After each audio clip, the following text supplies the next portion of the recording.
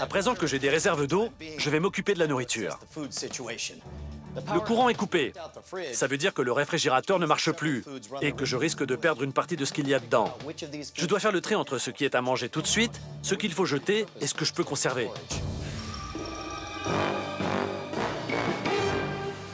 Avant tout, il faut maintenir les portes du frigo et du congélateur bien fermées.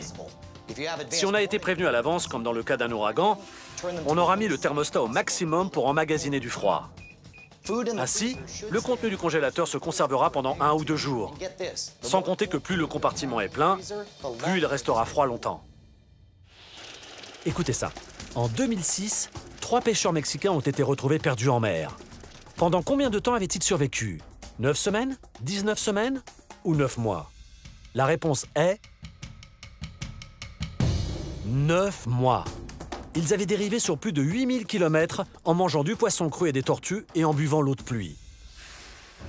Une intoxication alimentaire peut très vite s'avérer catastrophique. La viande crue s'abîme particulièrement vite. Si on a un réchaud, il faut la faire cuire immédiatement. Si on n'en a pas, on peut en fabriquer un avec des canettes de soda.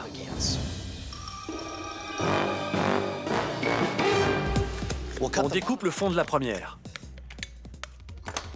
Ensuite, avec un tournevis, on perce des trous. 8 trous. Voilà.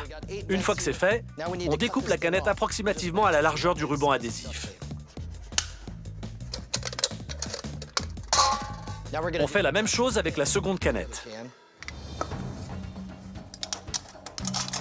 Voilà. On va assembler ces 2 morceaux, mais avant, je découpe une bande qui fera office de compartiment intérieur. Un petit coup d'agrafeuse. Je la place dedans.